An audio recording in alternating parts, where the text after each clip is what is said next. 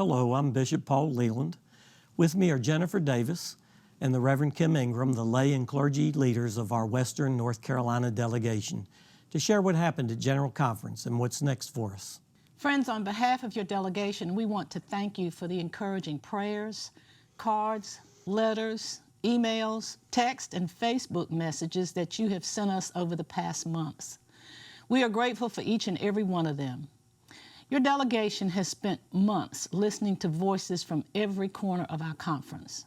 We have heard your expressions of concern and hopefulness, and many of your personal stories. We carried all of that with us to St. Louis and began and ended each day gathering as a delegation, sharing devotion and prayer led by a member of the delegation. Friends, family, and supporters who had traveled to be with us joined in those moments. I believe that most of us are disappointed that we did not come to a resolution that seemed to be a path forward for our beloved church. However, I want to remind all of us to remain faithful to our church and our God, who remains faithful to us. My hope is that we will be even more determined to be the hands and feet of Jesus Christ, and that we will move closer to each other in love and with patience. I challenge us to create opportunities for difficult conversations, not just about human sexuality, but around other topics such as racism, sexism, poverty, human trafficking, abuse, and others that hinder us in fulfilling our mission to follow Jesus, make disciples, and truly transform the world. And as we attempt to have those conversations, one by one or in larger groups, let us first focus on all that we have in common versus those things that are different. And let us begin with our faith in our triune God. We are grateful for this chance to share with you from our experience in St. Louis. We felt your love and prayers. You were supporting us, you were caring for us, and it was such a blessing to us. As a delegation, we spent a lot of time in prayer and conversation with one another and with friends from around the globe. As we assimilate back home, we want to express the care and acknowledge the pain that many are experiencing. We recognize that the decisions and the continued debate is deeply wounding to our LGBTQ+ sisters and brothers. In our social principles, we affirm the sacred worth of all people created in the image of God. I've seen on social media that our ministry leaders are reaching out with the same love and concern, wanting to be sure that United Methodists and others in our communities know that we are still in ministry with all of the people that God gifts and calls. We are a diverse global church with geographical, generational, and cultural differences. Faithful United Methodists disagree. And in a democratic process, it is hard to find a way forward that is acceptable to everyone. We are grateful to the Commission for the time and effort they spent over the last 2 years. Our wish is always to continue in ministry together, serving in our contexts. We have people to love, good news to share, and needs to meet in our communities. There are youth and children that we need to nurture in discipleship. We have young adults who have leadership gifts to share. We need our seminary students to come home ready to serve, and we are committed to continuing this journey with you.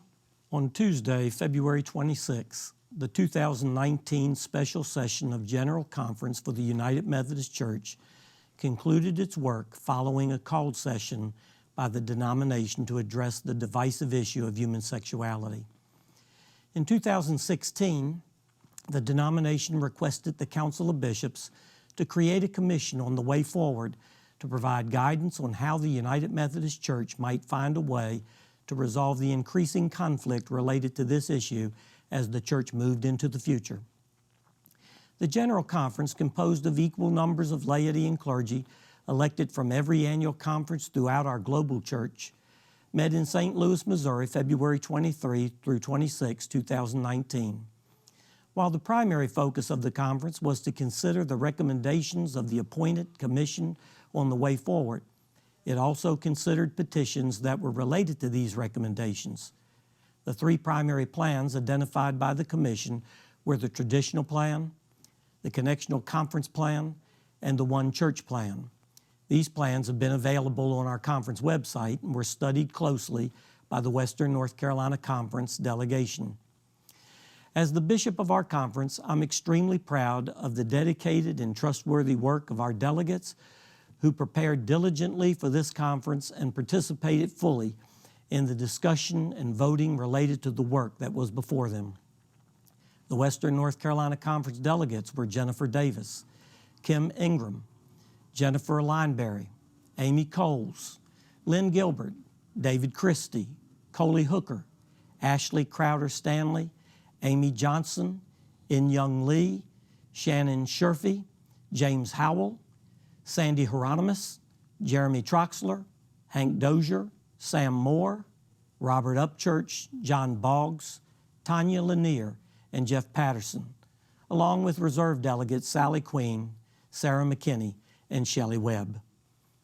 The General Conference dismissed all plans with the exception of the traditional plan, which retains the denomination's current position on human sexuality and called for greater accountability for pastors, conferences, and Episcopal leaders to uphold the Book of Discipline. Due to the amendments and additional petitions adopted along with the traditional plan, the General Conference has asked the Judicial Council to determine if the plan is constitutional. This decision will be reviewed by the Judicial Council in April 2019. Any final decisions will not take effect until January the 1st, 2020. Nothing changes at this time. This action has increased the hurt and disappointment of many who had hoped the church would eliminate the language that they have found hurtful and would become more open to welcoming of those who are part of the LGBTQIA community. At a time when there is such division and mistrust in the world, some had hoped the church would model what it looks like to move forward with people who don't agree, to create space to accept others different from themselves, and to provide a witness that is badly needed at this time. It's understandable why there is sadness, hurt, and anger over the fact that there are still people who feel that they are not fully welcomed and received in the United Methodist Church. At the same time, there are others who are pleased with the decisions made at this General Conference.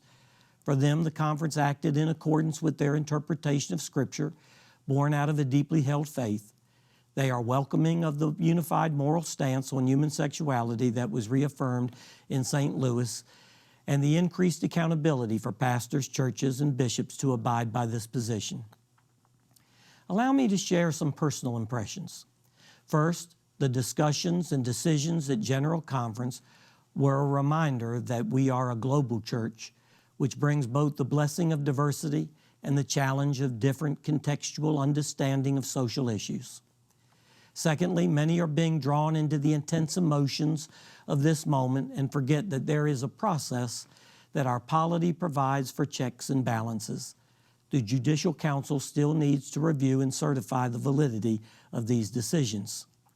Third, I often remind the church there is no change until there is change, and the process allows plenty of space as change of any kind coming out of General Conference does not go into effect until January of the next year, January 1st, 2020. Fourthly, I want to encourage our churches to let the process unfold. And finally, I would encourage a moment of self-awareness to determine whether our own attitudes and thoughts and where they reside. Do we have a spirit of kindness, compassion, and forgiveness for all? Waiting to see what unfolds is essential to making wise decisions within the local congregation. Some are not as familiar with our church polity as others. I encourage pastors to educate their congregations about our process as it continues. This Sunday, we will return to our local congregations to worship, study, and serve. God has a mission for us to fulfill as we share the good news of Jesus Christ in our communities and the world. At the same time, we acknowledge that others are in grief and are questioning whether they can ever return. When I was consecrated as a bishop, I vowed to abide by the discipline and to work for the unity of the church. I will fulfill both of these promises as I lead us in the Western North Carolina Conference to continue to make disciples of Jesus Christ and encourage the full acceptance of all people into the life and leadership of the church. Thank you for your time and attention. We hope that you will join the conversation. You are invited to share your questions, responses, and hopes on our website, www.wnccumc.org. These will guide our conversations over the next month.